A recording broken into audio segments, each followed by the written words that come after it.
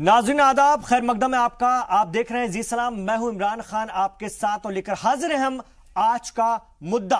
और आगे बढ़ते हैं, लेकिन उससे पहले जानते हैं 3 तलाक, क्योंकि हमारा मुद्दा भी यही है। असदुद्दीन ओवैसी क्या कुछ कह रहे हैं इस मुद्दे पर, आइए सुन लेते हैं। सेक्शन 3 में गवर्नमेंट कहती है कि शादी खत्म नहीं होगी, फिर आप सेक्शन 4 में सजा दे रहे हैं।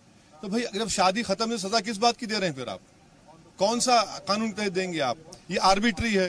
दूसरा, सुप्रीम कोर्ट ने कह दिया कि ट्रिपल तलाक होता ही नहीं। ठीक है, असल साजिश गवर्नमेंट की यह है, जिसमें रविशंकर प्रसाद ने कहा कि हम ट्रिपल तलाक तो अब खत्म हो गया, अब वो तलाक हसन और एहसन के ऊपर वो विचार करेंगे। यानी इनका मकसद यह है कि जितने तलाक मुसलमानों के हैं वो पूरे राइट छीन लिए जाए, और यही इनका असली एजेंडा है जो आज देश के सामने आएगा। और आप देख लीजिए कि यही करना चाह रहे हैं। सुप्रीम कोर्ट में इन्होंने जाकर कहा था कि पूरे फॉर्म ऑफ तलाक को बर्खास्त करो। आज पैराग्राफ 77 में लिखा गया। आज रविशंकर प्रसाद ने कहा कि हम इस पर सोच रहे हैं। इस जवाब में कहा, आपने कहा भी कि जेल में मुसलमानों को ठूसने की कोशिश है। हरगिज, यकीनन यही होने वाला है, यकीनन यही होने वाला है। और ये कौन सा कानून है बताइए आप कि जेल को भी जाएगा, अलाउंस देगा बीवी को अपने? ये कौन सा कानून है? अगर सजा हो गई मिसाल के तौर पर उसको, जो बहुत मुश्किल है, वो हाई सुप्रीम कोर्ट तक जाएगा, तो 3 साल के बाद वो आकर बीवी के साथ रहेगा अपने? आप तो शादी तोड़ने के लिए कर रहे हैं। 3 तलाक को लेकर क्या कहेंगे आप? कुछ भी नहीं कहेंगे जी। अगर कुल्हाड़े से काटा जा सकता है, तलवार से गला उतारा जा सकता है, और फिर पेट्रोल डाल के जलाया जा सकता है, तो फिर सब कुछ संभव है।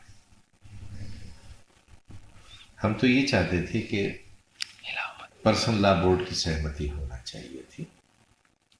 पर्सनल लॉ बोर्ड को कई सवाल ऐसे थे जो पहले से ही हल कर लेने थे, निकाहनामे का प्रारूप आदि, लेकिन सरकार को जल्दबाजी नहीं करनी चाहिए थी। उनको कॉन्फिडेंस में लेकर ही कोई कदम उठाना चाहिए था। आप मानते हैं कि सरकार ने इसमें जल्दबाजी की है? ये जल्दबाजी नहीं की है, ज्यादती की है। मुस्लिम महिलाओं का बड़ा ख्याल है, अच्छी बात है। अगर मुस्लिम नौजवानों का और पुरुषों का भी ख्याल कर लेते तो कितनी अच्छी बात थी। केवल महिलाओं का ख्याल करके और पुरुषों को कुल्हाड़े से काट कर तो अच्छा संदेश नहीं जाएगा। हम कुछ भी कहें, दुनिया स्वागत नहीं करेगी इस मानसिकता का।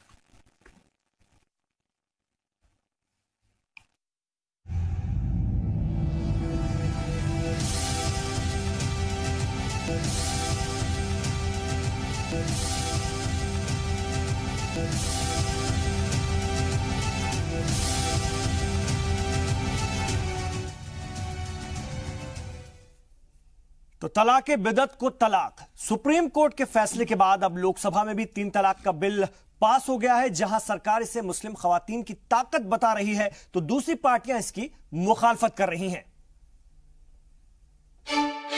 मुल्क की सबसे बड़ी अदालत के एक नशिस्त में 3 तलाक को गैर कानूनी करार दिए जाने के बाद अब मरकजी सरकार ने 3 तलाक पर तैयार किए गए बिल को लोकसभा में पेश किया। लोकसभा में बिल पेश करते हुए वजीर कानून रविशंकर प्रसाद ने कहा कि 3 तलाक पर कानून खवातीन के हक में है, जिससे उन्हें मजबूती मिलेगी। साथ ही रविशंकर प्रसाद ने इसको तारीखी करार दिया। आज हम इतिहास बना रहे हैं। ये जो आपत्तियां आई हैं, मैं एक बात कहना चाहूंगा, ये पूरा कानून न किसी पूजा का है, न प्रार्थना का है, न इबादत का है, न मजहब का है। ये कानून है नारी न्याय, नारी गरिमा और नारी सम्मान का। 7 दशकों के बाद मुस्लिम महिलाओं को जो उनकी संवैधानिक अधिकार हैं, वो संवैधानिक अधिकार मिलेंगे। हम मानते हैं कि ये काम बहुत पहले हो जाना चाहिए था, बट अनफॉर्चुनेटली जो कॉन्स्टिट्यूशनल राइट्स हैं मुस्लिम महिलाओं के, उनको कुछ दकियानुसी लोगों ने हाईजैक कर रखा था। आज उससे मुक्ति मिलेगी। इस बिल का AIMIM, TMC, RJD और BJD जैसी अपोजिशन पार्टियों ने मुखालिफत की। असदुद्दीन ओवैसी ने बिल की मुखालिफत करते हुए कहा कि यह कानून खवातीन के हुकूक के खिलाफ है। उन्होंने कहा कि इस कानून से मुताल्लिक उलमाए किराम से ना तो बात की गई और ना ही सलाह ली गई। इसके अलावा मुस्लिम पर्सनल लॉ बोर्ड और दीगर मुस्लिम तंजीमें भी इसकी मुखालिफत कर रही हैं। करेंगे और ये हिंदुस्तान की महिलाओं की विजय है, हमारे बेटियों की विजय है और भारत जेंडर जस्टिस की ओर आगे बढ़ रहा है। Thank you Madam, this bill, if it is passed, will be an injustice to Muslim women. I have given a notice under Rule 72. My primary objection to the introduction of this bill is twofold. One, the Parliament lacks legislative competence because this bill violates the fundamental rights. Secondly, Madam, this bill lacks basic legal coherence and is inconsistent with existing legal framework. There are some lacunas. Those lacunas can be rectified sitting together, and that is the forum. Only forum is standing committee, and standing committee all party people will be there. Where you can time bond, you can give 1 month, you can say 20 days, you can say, but give some time and elaborate consultation will be there. All people will put their views.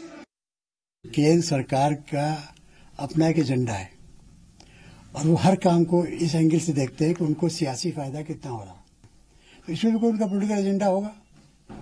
वो उनका political agenda जो है वो जहां तक हम समझते हैं कि वो है अपनी कॉन्स्टिट्यूंसी को ये इंप्रेशन देना कि हम यूनिफॉर्म सिविल कोड की तरफ बढ़ रहे हैं।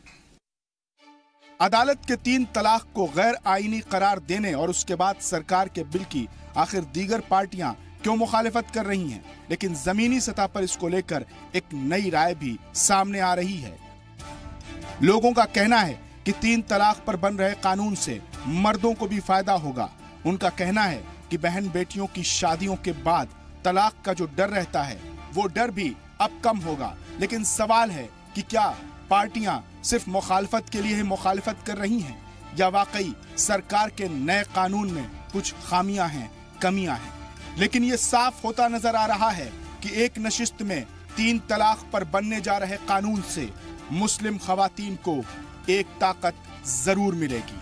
बाबा गिल सब हैं, रिहाई की करे तदबीर कौन, दस्त बस्ता शहर में खोले मेरी जंजीर कौन। मुजम्मिल अय्यूब, जी मीडिया। तो आपने इस पूरी रिपोर्ट को देखा और आज दिन भर जो कुछ हुआ जी सलाम पर हमने आपको लगातार दिखाया और इस पर ही बात करने के लिए आज का मुद्दा में 3 तलाक को, खासतौर से तलाक के बिदअत को, इंस्टेंट जो तलाक होता है उसको लेकर के ये बिल लोकसभा में पास हुआ है। इस पर बात करेंगे। प्रज्ञा भूषण है, सुप्रीम कोर्ट की एडवोकेट है, इस वक्त मेरे साथ स्टूडियो में। भारतीय जनता पार्टी के तर्जुमान अशोक गोयल जी भी मेरे साथ स्टूडियो में है। सर, आप दोनों का बहुत खैर मकदम है। मैं अपने साथ आगे मुफ्ती एजाज अहमद कासमी साहब को भी जोड़ूंगा, जो कि member all India Muslim personal law board के। शबनम सिद्दीकी जुड़ेंगी, सामाजिक कारकुन है, और समीना शफीक साहिबा भी जुड़ेंगी, फॉर्मर मेंबर हैं कौमी खवातीन कमीशन के। अमरनाथ अग्रवाल साहब भी जुड़ेंगे, कांग्रेस के तर्जुमान है। लेकिन फिलहाल अभी 2 मेहमान हमारे साथ हैं। प्रज्ञा भूषण जी, मैं आपसे सबसे पहले जानना चाहूंगा, वजीर कानून रविशंकर प्रसाद कह रहे हैं कि यह बिल औरतों के हुकूक का तहफ्फुज करेगा। AIMIM के असदुद्दीन ओवैसी कहते हैं कि यह मुस्लिम खवातीन के हुकूक की उनकी पामाली, मतलब अधिकारों का हनन है। जरा इन दोनों बातों को आप समझा दीजिए, क्या होने जा रहा है? देखिए, इसमें सबसे पहले तो मैं सारी मुस्लिम बहनों को, मुस्लिम महिलाओं को तहे दिल से बधाई देना चाहूंगी कि आज उनकी आज़ादी का दिन है, आज उनके लिए बहुत बड़ा दिन है। ये बिल लोकसभा में पास हो गया और जल्द ही ये कानून बन जाएगा और उनको पूरी तरह से आज़ादी मिलेगी। जो इतने सालों से उनका शोषण हो रहा था, जो उनकी हैरेसमेंट की जा रही थी, वो खत्म होने वाली है। और रविशंकर प्रसाद जी का ये कहना बिल्कुल सही है कि जो अरसे से मुस्लिम औरतों का हनन हो रहा था, शाह बानो से लेकर के सायरा बानो तक, इतने सालों में हम यही देख रहे थे कि किसी को जिस बात पे भी गुस्सा आ गया, 1 मिनट में 3 तलाक दे दिया गया, तो वो चीजें अब खत्म हो जाएगी। साथ में ही मुस्लिम बहनों को इसमें मेंटेनेंस के राइट्स मिले हैं, बच्चों की कस्टडी के राइट्स मिले हैं। तो अब वो इक्वल फुटिंग पे आ गई हैं। जिस तरह से देश की बाकी महिलाओं को अपने राइट्स मिलते हैं, अपने मैरिज में वो सेफ फील करती हैं, उसी तरह से मुस्लिम महिलाएं भी सेफ हो जाएंगी, उनको इक्वल राइट्स मिलेंगे, एम्पावरमेंट ऑफ विमेन होगा। और जहां तक कि ओवैसी साहब का कहना है कि इसमें विमेन के अगेंस्ट है, तो ये बिल्कुल गलत बात है। विमेन के अगेंस्ट कहीं से भी नहीं है। जो वो हमेशा एक डर के साए में रहती थी कि पता नहीं किस बात पे उनके शौहर को गुस्सा आ जाए और किस बात पे उनको 3 तलाक दे दी जाए, तो अब ये 3 तलाक वैलिड ही नहीं होगी। तलाक बिद्दत जो है ये वैलिड नहीं होगी, इलीगल हो जाएगी, और जिसकी वजह से वो एक बहुत सेफ जोन में आ चुकी है और वो आगे अपनी तरक्की के लिए कुछ और अहम फैसले ले सकती हैं। ठीक है, मैं और इस पर आपसे बात करूंगा, लेकिन आपने कानूनी इसका पहलू समझा दिया किस तरह से मदद मिल सकती है। इसको लेकर कुछ शक व शुबात भी है, वो भी मैं आपसे जानूंगा आगे। एजाज अहमद कासमी साहब, मुफ्ती एजाज अहमद कासमी साहब भी हमारे साथ जुड़ गए हैं, मेंबर हैं all India Muslim personal law board के, और शबनम सिद्दीकी साहिबा भी जुड़ गई हैं, अंबर जैदी साहिबा जो कि सामाजिक कारकुन है वो भी हमारे साथ हैं। मैं मुफ्ती एजाज अहमद कासमी साहब से, एजाज अरशद कासमी साहब से पूछना चाहता हूं, जिस तरह से चलिए हमारे दोनों मेहमानों को और जोड़ते हैं अपने साथ, लेकिन यहां पर अशोक गोयल साहब हमारे साथ हैं। अशोक गोयल साहब, जिस तरह से कांग्रेस इस्लाह या फिर सुधारों के साथ बिल की हिमायत करी, लेकिन बीजेपी की जानिब से यह स्टेटमेंट आ रहा है कि कांग्रेस के रुख पर हमको हैरानी है, ऐसा क्यों? अब सुधारों की गुंजाइश तो बनी रहती है और वो कह रहे हैं कि स्टैंडिंग कमेटी में अगर ये जाए तो ज्यादा बेहतर रहता, तो इस पर क्या बीजेपी सियासत करने की कोशिश नहीं करी? आप लोगों को कांग्रेस के रुख से इतनी हैरानी क्यों? नहीं, देखिए, पहले तो मैं कांग्रेस के रुख से कोई हैरानी नहीं है, मैं बल्कि उनका धन्यवाद करता हूं कि जो 31 साल पहले एक उन्होंने ऐतिहासिक भूल की थी, जब स्टेटमेंट था बीजेपी का कि हमें कांग्रेस के रुख से बड़ी हैरानी नहीं, मैं वही कह रहा हूं। देखिए, कांग्रेस के रुख में कोई ज्यादा बदलाव नहीं आया, वो इसको इसी तरह से चाह रहे थे कि किसी तरह से इस बिल को डेफर किया जाए, तकनीकी पहलू या कुछ भी कहकर। माननीय कानून मंत्री जी ने संसद में कहा कि अगर आपके कोई सुझाव है तो वो दें, लेकिन कांग्रेस की तरफ से कोई सुझाव नहीं आया, लेकिन वो चाहते हैं कि बिल स्टैंडिंग कमेटी को चला जाए।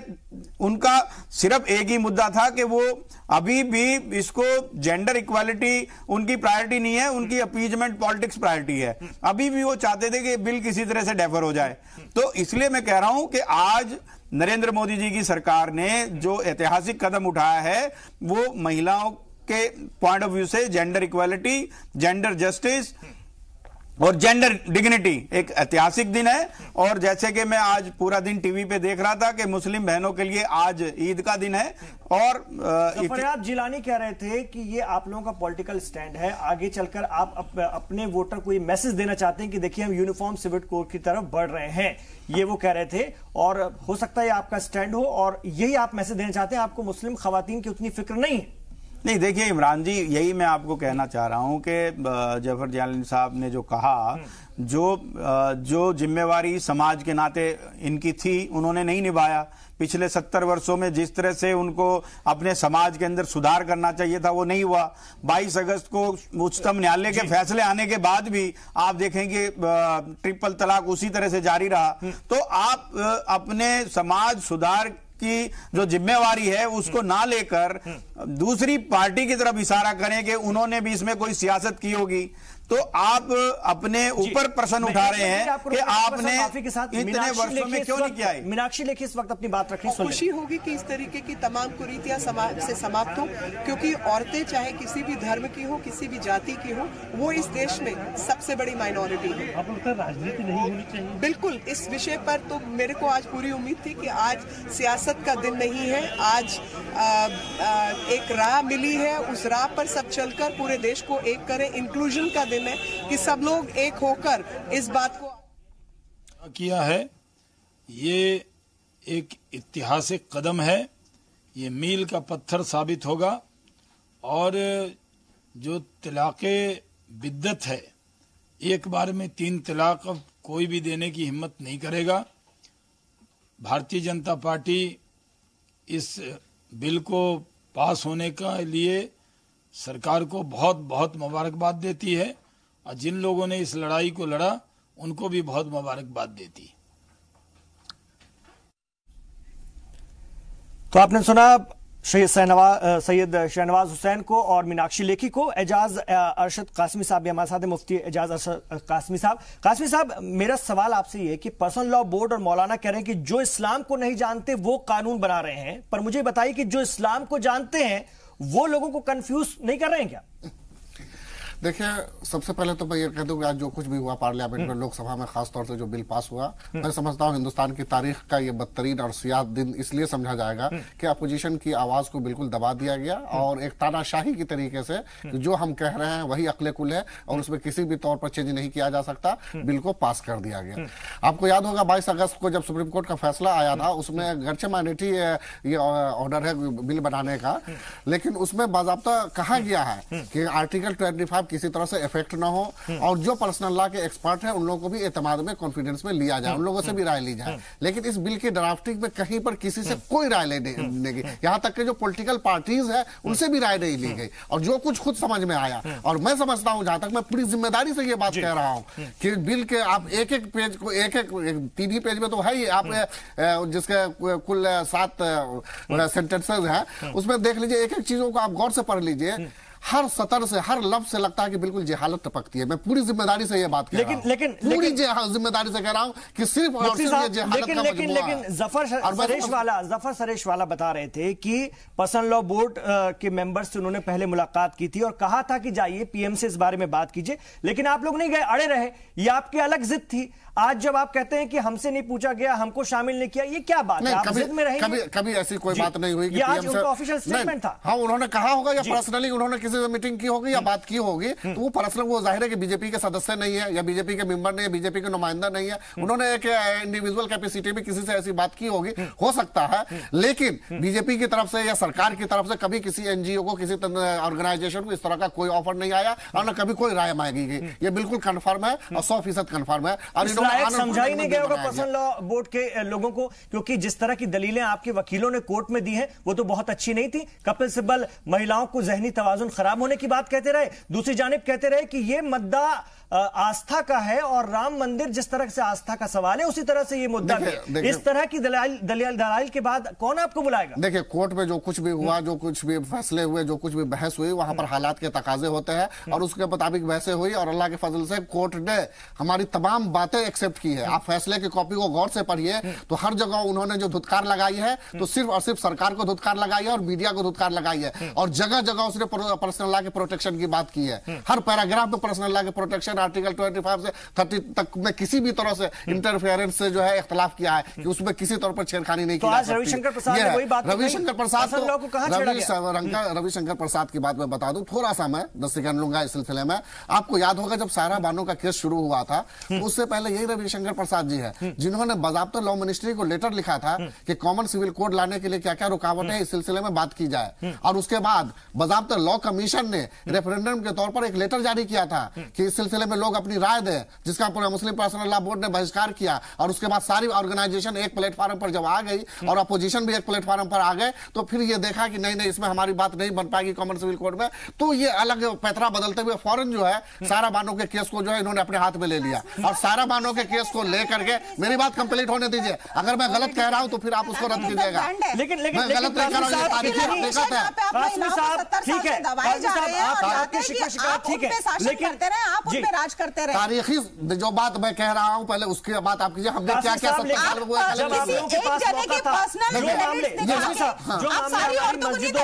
हमारे मदरसों में सुलझा लिए जा सकते थे वो आप लोगों ने बारे में बात की तो आप लोग तकलीफ हो रही। कितनी खवातीन तलाक के बिदअत के बाद अखबारों में, टीवी पर नजर आई, क्या उनके दुख तकलीफ को दूर करने के लिए, सुनने के लिए व्हाट्सएप पर जो तलाक पा चुकी थी उनकी तकलीफों को दूर करने के लिए, आंसू पोंछने के लिए कितने आलिम,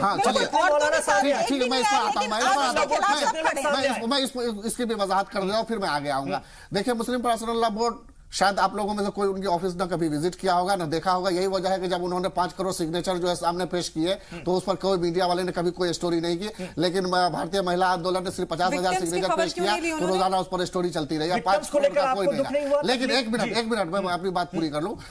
मुस्लिम पर्सनल लॉ बोर्ड के ऑफिस विजिट कीजिए और देखिए हिंदुस्तान की वो कौन सी रीजनल लैंग्वेज है जिस जबान में बाज़ाब्ता ट्रिपल तलाक के खिलाफ जो लिटरेचर शायद नहीं हुआ हो। उतना ही नहीं, कोई एक सिंगल मस्जिद का नाम ले लीजिए जिसके इमाम साहब ने बाज़ाब्ता जुमा की नमाज में ये 3 तलाक के खिलाफ तकरीर न की हो। बाज़ाब्ता पुरजोर मुहिम चलाई गई और आज से नहीं, हमेशा जब से मुस्लिम पर्सनल लॉ बोर्ड कायम है, इस्लाह माशरा का, सोशल रिफॉर्म का एक डिपार्टमेंट कायम है। असल में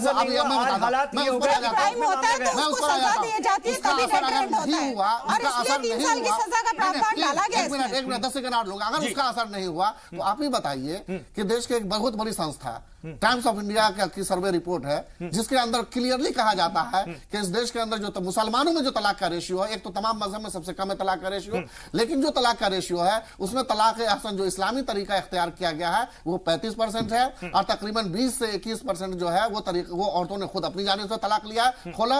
और ये जो इंस्टेंट ट्रिपल तलाक जिसको तलाक बिदअत कहा जाता है वो 0.3 है। ये टाइम्स ऑफ इंडिया की ठीक है ना, ठीक है, क्यों ठीक है, कम है और इसको लेकर कानून बन गया तो आप लोगों को क्या दिक्कत क्या है? महिलाओं को तकलीफ हो रही है, जो गलत है वो कम भी क्यों है कि इतनी बड़ी आबादी नहीं और एक के साथ भी हो जाए तो गलत है, और अगर इस पर कानून बन गया ठीक है, कम से कम हो रहे हैं तो अगर इस पर आप भी मानते हैं गलत है तो कानून क्यों नहीं, उसको वैलिड मानते हुए आप कानून बनाइए ना, कोर्ट मना कर रहा है, वैलिड इसको वैलिड मानिए और सजा दीजिए। आप एक तरफ कह रहे हैं कि गलत है, दूसरी तरफ कह रहे हैं उसको वैलिड मानिए। मैं लौटूंगा मुफ्ती साहब आपके पास, लौटूंगा आपके पास, मैं लौट रहा हूं। हमारे साथ अमरनाथ अग्रवाल भी जुड़ गए फोन लाइन पर, हमारे साथ है, कांग्रेस के तर्जुमान है, लखनऊ से हमारे साथ है। अमरनाथ जी, तलाक बिदअत की मारी खवातीन दर दर भटक रही हैं, अगर शौहर को सजा मिलती तो कांग्रेस को क्या एतराज हो रहा है? और रही बात पॉलिटिकल माइलेज की तो वो तो बीजेपी को मिल रहा है, ये आप लोगों की तकलीफ है क्या? देखिए, आपकी बात में खुद ही वो तकलीफ जाहिर हो रही है, पॉलिटिकल माइलेज। क्या आप इसको एक राजनीतिक मुद्दा समझ के बात कर रहे हैं? नहीं, कांग्रेस तो इसको इसी ढंग से ऐसा लग रहा है कि टक्कल कर रही है। इमरान साहब, ये कांग्रेस के लिए राजनीतिक मुद्दा नहीं है, एक सामाजिक मुद्दा है ये। तो फिर आप लोगों को इस मामले में कोई स्टैंडिंग कमेटी में ले जाने और इस तरह की बातें करने की क्या जरूरत पड़ी? संशय से इस बात का है जो आपने खुद ही कहा कि राजनीतिक मुद्दा नहीं, अगर आपके लिए राजनीतिक मुद्दा नहीं है तो 70 वर्ष तक इसको क्यों नहीं लेकर आए? क्यों नहीं 1986 के अंदर आपने इसको आस्था का विषय बना दिया?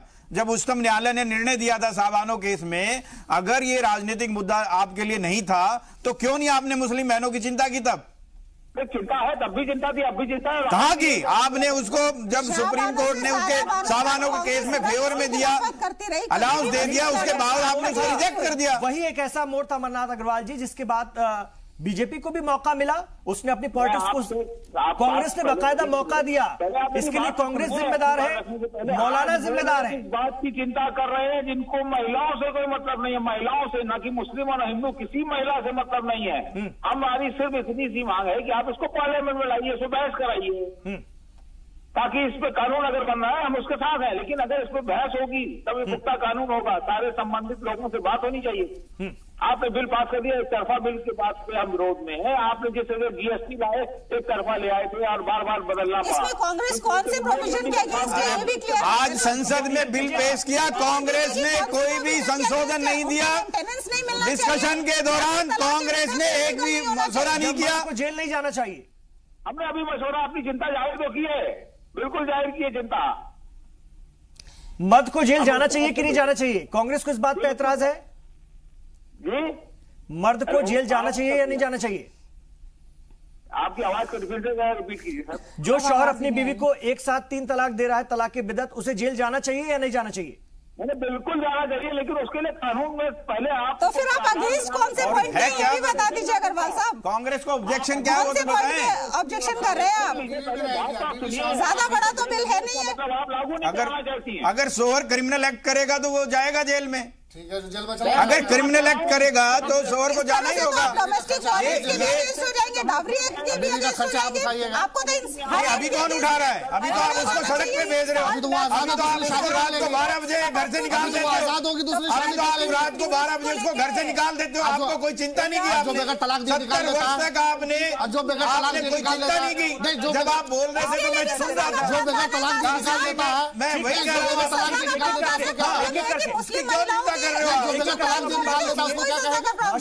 अशोक गोयल जी, मौल साहब एक एक करके अपनी बात करेंगे, लेकिन शबनम सिद्दीकी साहिबा से एक सवाल करते हुए मैं ब्रेक की तरफ जाऊंगा, फिर और बात करते हैं, फिर हम अंबर जैदी साहिबा से भी बात करनी है। शबनम सिद्दीकी साहिबा, आप खवातीन के बीच काम करती रही हैं, मुस्लिम खवातीन की क्या राय बन रही है वो आप अच्छे से जानती होंगे। अगर ये कानून बन जाता तो एक मुस्लिम खातून के सामने भी एक चैलेंज होगा कि ये साबित करना कि उसका इंस्टेंट तलाक हुआ है, ये एक मुसीबत रहेगी क्या? ये बिल्कुल मुसीबत रहेगी। अगर विटनेस नहीं है, अगर तो वो कैसे साबित करेगी? तो जरूरी थोड़ी है कि किसी के सामने कोई तलाक देगा, या तो वो विटनेस को रख के तलाक देगी। जी, तो इसके लिए भी तो होना चाहिए ना कि भाई जैसे कि निकाह हुआ तो 2 विटनेस थे, ठीक है, जब तलाक होगा तो कैसे बताएगी? वो तो कह देगी कि हाँ मेरा तलाक हुआ, लेकिन अगर विटनेस नहीं होगा तो कैसे, क्या कोर्ट मान लेगा? शौहर ये कह दे कि मैंने तो दिया ही नहीं जी, मैंने तो दिया नहीं, तो क्या करेंगे आप? और फिर उसके बाद उसके फाइनेंशियल एक्सपेंसेस कौन बियर करेगा उसके जेल जाने के बाद? और दूसरी बात ये कि ये जो बिल है, ठीक है, इसमें लेकिन ये जो हर चीज वन साइडेड हो रही है, ये डिक्टेटरशिप हो रही है, इसमें ये जो डेमोक्रेटिक कंट्री है, ये प्रजातांत्रिक समाज है, हिंदुस्तान है, ये सॉवरेन कंट्री है, इसमें हर लोगों को बात रखने का हक है और उसकी बात मानने का हक। उसके बाद जो जिस निकले उस पे कानून बनना चाहिए। तो आपको लगता है कि सबसे पूछा नहीं गया?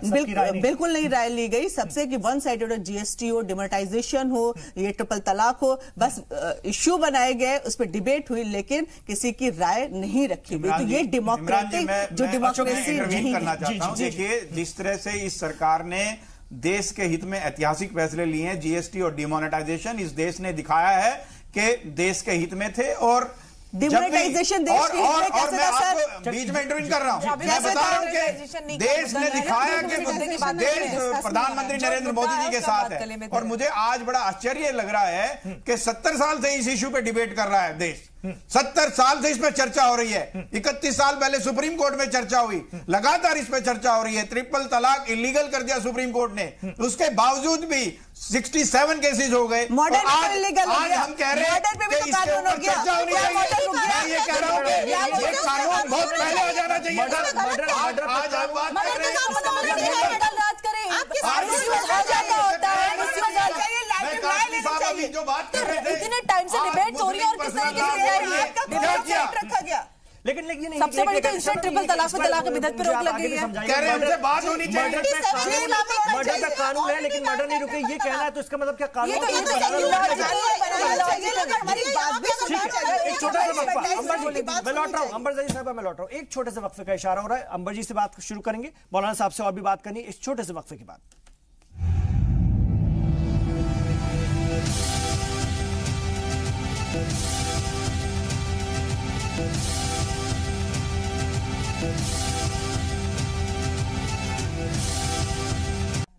तो तलाक बिदअत को तलाक और लोकसभा में ये बिल पास हो चुका है और इस वक्त हम इस पर बात कर रहे हैं। और यहां पर आज जो बात कर रहे हैं खास तौर से इस पे कि बिल में क्या खामियां हैं या उसमें क्या खास है, इस पर अब बात होनी चाहिए, क्योंकि उसके पहले की तो बहुत सारी बहस हो चुकी है, बहुत सारी बातें हो सकती हैं। अंबर ज़हरी साहिबा हमारे साथ हैं, सामाजिक कारकुन है। अंबर जी, अगर खातून खुद चाहती है कि उसे तलाक दिया जाए, कई बार ऐसा भी होता है, खुद चाहती है महिला, तो ये भी अब नहीं हो पाएगा, एक दिक्कत ये आ जाएगी। और खाना खर्चे को लेकर जो बातें, मर्द के जेल जाने पर वो कैसे अरेंज होगा, तो ये थोड़ी सी दिक्कत है। आपको लगता है ऐसा है क्या? देखिए इमरान जी, महिला पहले भी चाहती थी ना, तो वो जो तलाक खुला है, जिसका खुला का जो प्रोसेस था वो भी इतना आसान नहीं था। मैं 1 मिनट के लिए आपको रुकना चाहूंगा। इंद्रेश कुमार जी कुछ कह रहे हैं, उनको सुन के मैं लौट रहा हूं आपके पास। कि उन्होंने 8 करोड़ से अधिक मुस्लिम महिलाओं पर होने वाले जघन्य अत्याचार और अपराध से उनको सुरक्षा का एक कवच दे दिया है। अब ये बिल लोकसभा से राज्यसभा में जाएगा, मुझे लगता है वहाँ भी पारित होगा। जो कट्टरपंथी लोग हैं, जो नारी अत्याचार के प्रतीक हैं, जो अपराधियों की सज़ा कम कर दो ताकि वो अपराध करने की छूट मिल जाए, जो ऐसे कट्टरपंथी थे, उनकी बहुत बुरे तरह से पराजय भी हुई है। परंतु मैं इसको पराजय की बजाय ये कहूँगा कि वो पराजय नहीं, इसको सबक माने कि वो गलत थे, गलत हैं और गलत रहेंगे। ऐसा रहने की बजाय उन्होंने अपनी सोच में और आचरण में परिवर्तन लाना चाहिए। तो ये थे इंद्रेश कुमार जी, ये राष्ट्रीय स्वयंसेवक संघ के सीनियर मेंबर हैं और मुस्लिम राष्ट्रीय मंच को कोऑर्डिनेट भी करते हैं। जी अंबर ज़हरी साहिबा, आप बता रही थी कि दिक्कत ज्यादा नहीं है, कैसे? देखिए, आप बोल रहे थे कि मुस्लिम महिला अब तलाक कैसे लेगी। अगर पहले भी इतना आसान नहीं था, अगर कोई औरत खुद अपनी तरफ से अपनी मर्जी से तलाक लेना चाहती थी तो उसको तलाक खुला, जो तलाक का एक प्रोसेस होता है, उसके अंडर जाना होता था और उसके लिए उनको कितना घुमाया जाता था ये हम सब जानते हैं। किसी को इतनी आसानी से तो खुला नहीं मिलता था ना, उनको फिर उसके तहत उसका नामेहर मिलता था। अगर आप खुला लेते हैं तो आपको नामेहर मिलेगा, आपको ये नहीं होगा, आप दर दर जाइए, मौलानाओं के पास, कोई एक्सेप्ट नहीं करता था। ठीक है, तो अब यहाँ पे ये है कि आप कानून के जरिए उनको अपना तलाक ले सकती है। और दूसरी बात आती है मुआवजे की हर्जाने की, तो उसमें मजिस्ट्रेट डिसाइड करेगा ना कि जिसकी जितनी हैसियत है उसके हिसाब से तो उसको हर्जाना मिलेगा, मुआवजा उतना ही मिलेगा। अगर कोई फिक्स आप एक नंबर डिसाइड कर देते हैं, कह रहे थे, मौलाना कह रहे थे कि अगर मर्द ही जेल चले जाएगा तो मुआवजा और फिर खाना खर्चा कैसे? इमरान जी, ये जो सजा का प्रावधान है ये अप टू 3 इयर्स है, जो मजिस्ट्रेट के पास जाने के। हो सकता है अगले दिन उसको जमानत मिल जाए, हो सकता है 10 दिन के बाद जेल से आ जाए। ये नहीं है कि 3 साल तक वो जेल रहेगा ही, ऐसा नहीं है। मैक्सिमम अप टू 3 इयर्स है। तो सबसे बड़ा कंफ्यूजन याद है, अच्छा, दलील ये भी थी कि इससे परिवार और टूटेंगे, इससे तो और ज्यादा बिखराव होगा। देखिए, अगर कोई औरत अपने हस्बैंड के खिलाफ पुलिस के पास जाती है शिकायत लेकर तो कुछ सोच समझ कर ही जाएगी ना। ऐसा तो है नहीं कि मुझे अपने शौहर के साथ रहना भी और मुझे शिकायत भी करनी है। तो देखिए, एग्जैक्टली 2 चीजें नहीं हो सकती। अगर मुझे रहना है तो मुझे पुलिस के पास नहीं जाने का। Exactly with in the family उसका रास्ता निकाला जाए। अगर पुलिस के पास जा ही रहे हैं तो सब कुछ सोच समझ कर जाया जाता है ना कि आप पुलिस के पास जा रहे हैं। ये तो एग्जैक्टली, तो यहाँ पे कोई कंफ्यूजन का तो कोई बात ही नहीं है, कंफ्यूजन की कोई गुंजाइश ही नहीं है। बहुत अच्छा। नहीं, एक चीज मैं जरा सा प्लीज आपसे पहले जरा सा, ये बहुत अच्छे पॉइंट पे आ गए। यहाँ पर मसला हल भी हो सकता है। जी, जैसे कि अंबर जिस पॉइंट पे आई है कि सोच समझ करके मजिस्ट्रेट के पास जाएगी कि आगे हमें रिश्ता नहीं निभाना। जी, बिल्कुल ठीक है, और ये होगा इसलिए कि अगर 3 साल अभी जाएगी, 3 साल उनका शोहर कह रहा तभी तो जाएगी ना। जब उसने तलाक बोला तभी तो जाएगी, ऐसा तो नहीं है कि बोला नहीं है फिर भी चली जाएगी। जेल भेज देगी, 3 साल वो शॉर्ट जेल काट करके आएंगे। अरे maximum up to 3 years mandatory नहीं है। मैक्सिमम मान के चलना है। अरे मैक्सिमम ही मान के चलना है। मुफ्ती साहब आप डरा रहे हैं, मुफ्ती साहब आप डरा रहे हैं। 3 साल जाना ही जाना है, ऐसा लग रहा है आप डरा रहे हैं। अगले दिन जेल से आ जाए, गलत डायरेक्शन में जा रहे हैं जी। अशोक जी, कि इसमें जो क्लैरिटी है, प्रज्ञा जी, ये समझ क्या मैंने गलत बात की है। प्लीज एक मिनट बात करने दीजिए। अच्छा, प्रज्ञा जी से सर एक मिनट, मौलाना साहब प्रज्ञा जी से क्लियर कर लेते हैं। क्लियर करना चाहती हूँ कि ये एक कंप्लेंट केस होगा, पहली चीज। एग्जैक्टली, ये ऑटोमेटिकली मर्डर की तरह स्टेट इसमें पार्टी नहीं होगा। हाँ बिल्कुल, तभी तो होगी।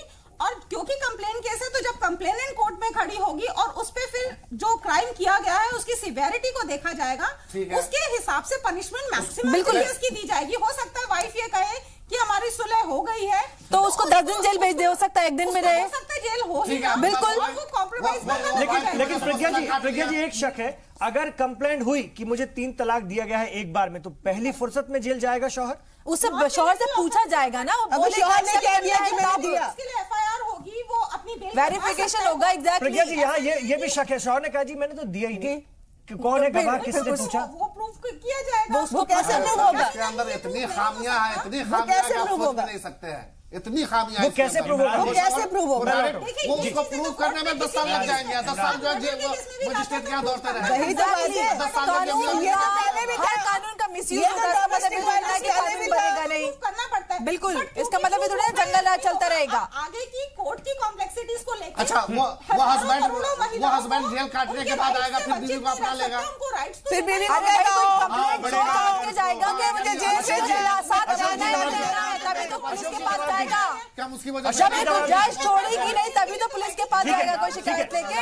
ठीक है, तभी वो जाएगी। ठीक है, एक खौफ बनेगा, एक खौफ बनेगा। अशोक जी जवाब दीजिए। मकसद बिल्कुल होगा, उसके बाद ही तो मकसद कानून लाने का मकसद तलाक के बिदत को कंट्रोल करना है, उस पर लगाम लगाना है।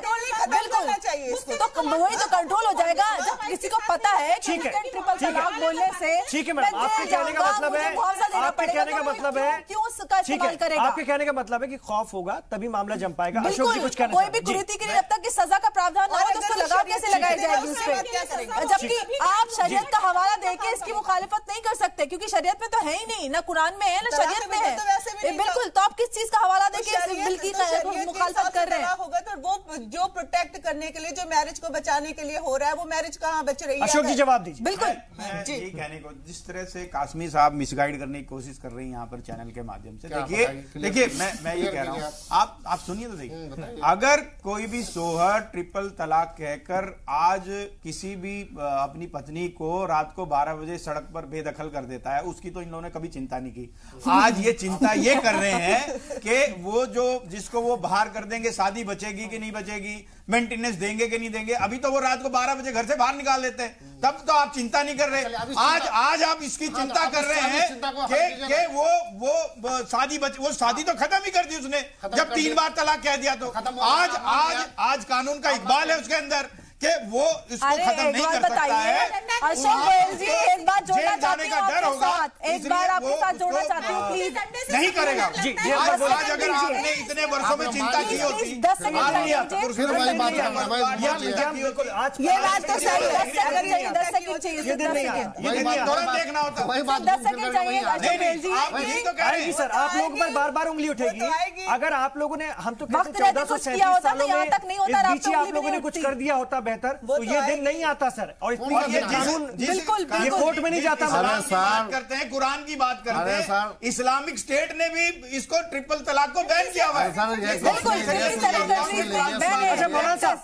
हम बार बार उसी पर आते हैं बार बार कि पूरी ताकत लगा दी मीडिया लॉबी ने, पूरी ताकत लगा दी इंदिरेश लॉबी ने, उसके बावजूद पूरे मुल्क से जो विक्टिम को निकालने में, कितने विक्टिम को निकालने में और मीडिया के सामने लाने में कामयाब रहे, मुश्किल से 10 से 12।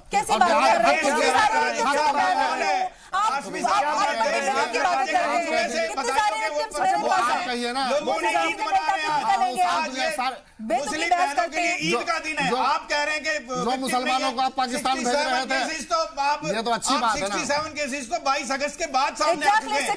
बिल्कुल मेरे पास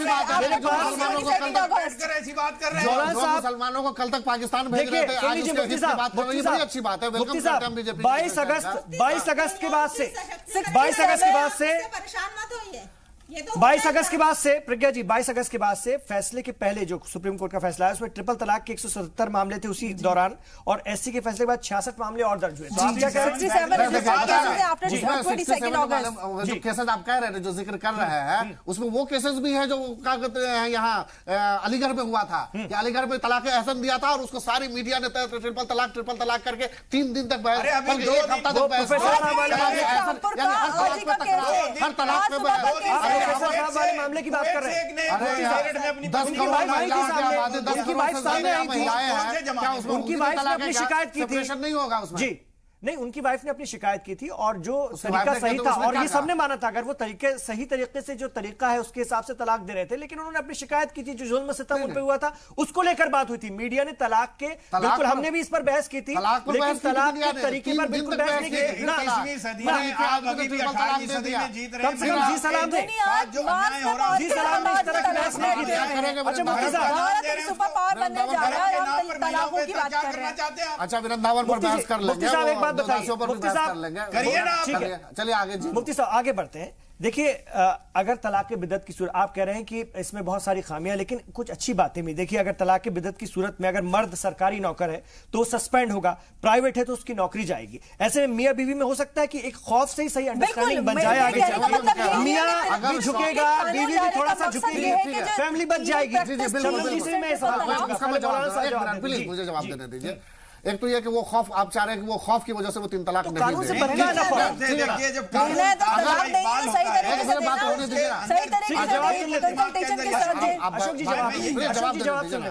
अगर वो उसको तलाक देना होगा और वो खौफ भी होगा कि हम जेल जाएंगे या नौकरी हमारी जाएगी, तो अगर वो नौकरी अगर जाने का, जेल जाने का खौफ भी होगा तो बगैर तलाक दिए वो अलग हो जाएगा। जैसे यशोदाबेन जी को मोदी जी बगैर तलाक दिए अलग रखे हुए हैं। देखिए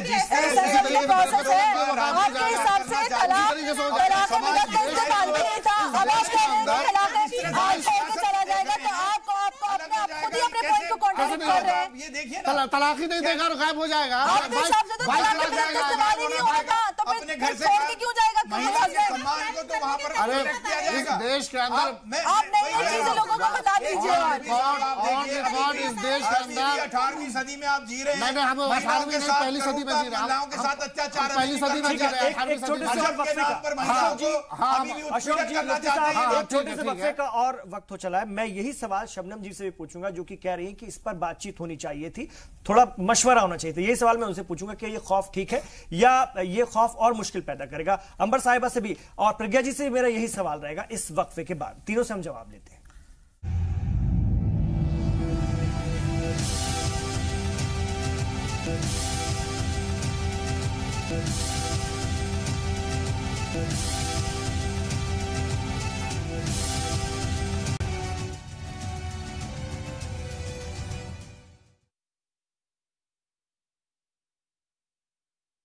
लोग गए थे तो उस वक्त भी हम लोगों की बहस इसी तरह से चल रही थी और इस पर बहस होती भी रहनी चाहिए कि अब चूंकि ये बिल एक लोकसभा में पास हो गया तो इसमें क्या दिक्कतें हो सकती, प्रैक्टिकली इस पर बहस होती रहनी चाहिए, ठीक है।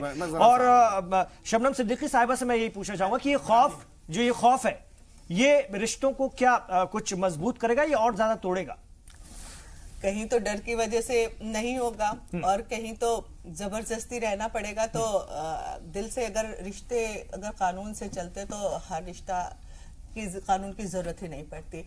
दो फैमिली को, दो लोगों को रहने के लिए, इवन चाहे वो हस्बैंड वाइफ हो या कोई भी रिश्ता हो, उसके रहने के लिए जहन का मिलना जरूरी होता है, दिल का मिलना जरूरी होता है, कानूनी एडजस्टमेंट का जरूरी होता है। नहीं, मैं ये नहीं कह रही कि कानून नहीं आना चाहिए, लेकिन जो हस्बैंड वाइफ का रिश्ता है वो सिर्फ वो कोई ब्लड रिलेशन नहीं होता जो एक दूसरे को खींचता है, वो सिर्फ एडजस्टमेंट का रिश्ता होता है, कंप्रोमाइज का रिश्ता होता है। ठीक है, उसको रोका जा रहा है जो सडनली गुस्से में तलाक वो नहीं कर, बिल्कुल वो नहीं, मकसद तलाक करवाना नहीं है, तो आप सही तरीके से तलाक लेना, सही तरीके से 3 मिनट में तलाक ले सकते हैं।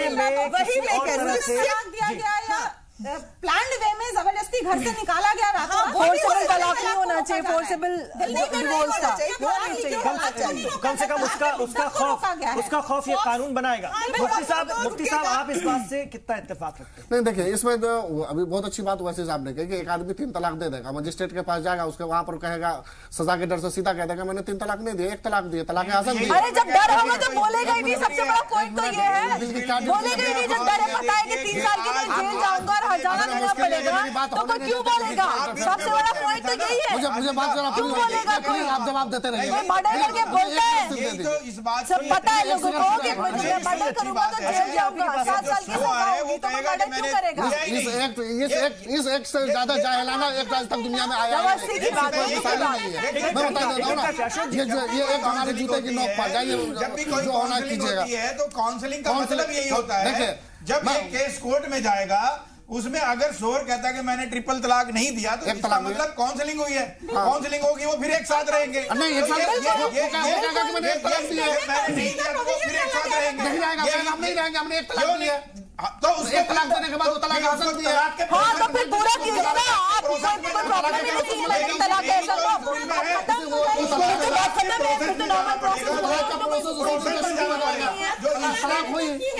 तलाक जो है जिसमें आपने अपनी पत्नी को रात को 12 बजे निकाल दिया वो खत्म हो जाएगा। आप अगर फिर भी नहीं रहना चाहते, नहीं आप शरीयत के माहिर हैं तो आपने कुछ नहीं किया इसलिए तो ये सब हो रहा है। बिल्कुल, अगर आप करते तो निश्चित रूप से आज नहीं होता। आज अगर मुस्लिम बहनें पूरे देश के अंदर उत्साह के साथ उत्सव मना रही है, ईद मना रही है, तो यही तो बात दिखा। ठीक है अशोक जी, अंबर जी और प्रज्ञा जी, आप दोनों से मेरा एक सवाल है। अंबर जी, प्रज्ञा जी, जवाब दीजिएगा। मुफ्ती साहब बात कह लीजिए, आखिरी पॉइंट जिसे उस बिल के ताल्लुक से आखिरी पॉइंट में कहकर रवाना होना चाहूंगा। प्लीज अरे यार, आप लोग ही छोड़िए, हम लोग भी आप लोग पूरे टाइम चिल्लाम करते रहते हैं, दूसरे को बोलने नहीं देते।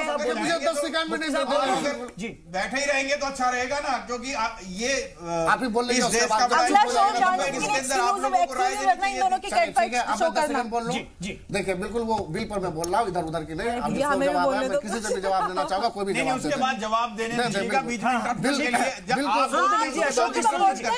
में इंटरप्शन बर्दाश्त नहीं होता। पहले बोलते हैं 2 पॉइंट है। एक तो ये है कि ट्रिपल तलाक वाला जो है वो शौहर सीधे कह देगा कि हम जो तलाक को प्रोसेस में दे रहे हैं, तलाक आसन दे रहे हैं, लेसन में आ जाता है फिर मेरी बात पूरी होने दीजिए पहले। अरे तो आपकी बात तलाक जोड़ रहे हैं, वो दे रहा है और ये कहेगा कि वो 90 डेज तक कराएगा वाइफ को, 90 डेज के बाद ऑटोमेटिक तलाक हो जाएगी, रिश्ता खत्म हो जाएगा और खामखा 3 महीना वक्त खराब वाइफ का होगा। एक तो ये यहाँ पर खामखा की क्या बात है इसमें, ये तो बात नहीं, काउंसलिंग पीरियड भी तो मिल रहा है, कंसल्टेशन का पीरियड मिल रहा है कि अगर किसी को रिकंसाइल करना है तो कर सकता है। जो सबसे बड़ा खदशा है जो मुस्लिम पर्सनल लॉ बोर्ड का पूरी मुस्लिम कम्युनिटी का है, वो खदशा ये है कि इसमें जो इंस्टेंट ट्रिपल तलाक में लिमिट किया था सुप्रीम कोर्ट ने, उस लिमिटेशन को क्रॉस किया जा रहा है इस बिल के अंदर में। इसमें कहा गया इंस्टेंट ट्रिपल तलाक और सिमिलर तलाक और फोर्सेबल डिवोर्स। बिल उठा करके देख लीजिए और उसके बाद बात कीजिएगा। दूसरा लास्ट पॉइंट जो बिल्कुल कहना चाहूंगा, उसमें आखिरी पॉइंट एक और जिक्र किया गया 6ठे नंबर पे, उसमें यह कहा गया, उसमें जेंडर इक्वलिटी की बात की गई है। जेंडर इक्वलिटी ठीक है, आर्टिकल 14 हमें जेंडर इक्वलिटी देता है, जिसमें रिलीजन है नहीं है वो एक अलग मुद्दा है, लेकिन यहां पर जो मैरिज का जो राइट प्रोटेक्शन एक्ट आया है उसमें जो जेंडर इक्वलिटी को शामिल किया गया है, उसके तहत कल कोई हस्बैंड कोर्ट में जाएगा और सीधा कह देगा कि जेंडर इक्वलिटी के तहत हमारे ऊपर बीवी का खर्चा नहीं आता, हम बीवी को अपने घर में नहीं रहने देंगे, हम खर्चा नहीं देंगे। हाँ तो कोई बात नहीं, अगर कोई सशक्त है तो उनको चाहिए ही नहीं है खर्चा, बीवी का खर्चा बीवी को घर नहीं देगा वो। लड़ाई उन लोगों के लिए, उन महिलाओं के लिए जो लायक नहीं है, जो सशक्त नहीं है। जवाब दीजिए वक्त जी एक मिनट देखिए, जो कासमी साहब, अरे इमरान जी हम लोग भी तो हैं, उन्हीं पे अटके हुए, जितनी भी दलीलें है वो 18वीं सदी की है। आज भी ये महिलाओं को ठीक है सर, जो एतराज मुफ्ती साहब इमरान जी आप सुनिए, अंबर जी जवाब दीजिए। आप इमरान जी देखिए आप गलत बात साहब बोलते हैं, गलत बात, जवाब नहीं दे रहे, गलत बात। आप जेंडर इक्वलिटी का जवाब दीजिए। मैं देती हूँ जवाब, मैं देती हूँ जवाब। अंबर जी दे देती है आप यहाँ पर टीवी पर बोल रहे हैं, उसके बाद जवाब नहीं दे रहे, अशोक जी आपने बिल पढ़ा है, बोलने नहीं देते, खुद बोलते हैं, मौका दिया जाता है, बोलने का मौका नहीं देते। मैं यही कह रहा हूँ, 10 सेकंड में जवाब दीजिए। मैं यही कहने की कोशिश कर रहा हूँ। देखिए इस ट्रिपल तलाक के अंदर जो इम्पोर्टेंट बात ये है कि जिस तरह से महिला को रात को 12 बजे ये व्हाट्सएप के माध्यम से सड़क पर खड़ा कर देते थे, आज उस महिला के पास एक अधिकार है उसमें पुलिस स्टेशन पर जाने का। उसके बाद अगर उनका शोहर कहता कि मैंने नहीं दिया तो एक रिकंसिलिएशन हुई, उसके बाद तलाक का एक प्रोसेस है, 3 महीने के अंदर वो तलाक, तब तक महिला घर में रहेगी, उसको जो मेंटेनेंस है वो उसके शोहर को देना पड़ेगा। लेकिन आज के बाद जिस तरह से वो रात को 12 बजे या सुबह 5 बजे निकाल देता था, वो अब नहीं हो पाएगा, वो खौफ बनेगा। ठीक है अंबर जी, बहुत जल्दी वक्त कम होता है। जो कासमी साहब बात कर रहे थे ना जेंडर इक्वालिटी की बात, देखिए हमारे जैसी महिला, जैसे हम लोग बैठे, जैसे साथ में हमारे प्रज्ञा जी बैठे हुए, शबनम जी बैठी है, मेरी जैसे मैं हूं, अगर हम इतने एम्पावर्ड हैं कि अगर हमें हमारा शौहर मतलब अल्लाह ना करेगा किसी के साथ ऐसा कुछ हो जाता है तो हमें किसी के खर्चे पाने की जरूरत नहीं है। मुआवजा उस केस में है कि अगर शादी में हमारे माँ बाप पैसा खर्च करते हैं तो मुआवजा नहीं मिलेगा, आपको दहेज चाहिए और आप तलाक देके छोड़ देंगे जो खर्च हुआ है। जरूरत नहीं है तो फिर तलाक से क्यों परेशान है? फिर क्यों जो इससे तो अरे हमारी जैसी महिलाओं के लिए लड़ाई नहीं है, लड़ाई उन लोगों की है जो पढ़ी लिखी नहीं है। उन्हीं लोगों का खर्चा फिर कहां से आएगा? उन्हीं लोगों से अगर शौहर कहते हैं तो हमारे ऊपर शौहर देंगे ना, शौहर देगा। अरे जेल फिर वही बात, जेल 3 साल के लिए नहीं जाएगा, केस टू केस मैरी करना है। आप लोग बात को घुमा रहे हैं, नहीं कर रहे बात को। बहस चलती रहनी चाहिए, बहस चलती रहनी चाहिए। इसको लेकर के बहस की गुंजाइश भी है। 3 साल जरूर मैंडेटरी नहीं है, मैक्सिमम अप टू 3 इयर्स हो सकता है, अगले दिन जेल से आ जाए, चला भी जाए। हाँ तो सोच समझ के जाएगा ना कोई भी। बिल्कुल शिकायत इसमें बहुत सारी बिल्कुल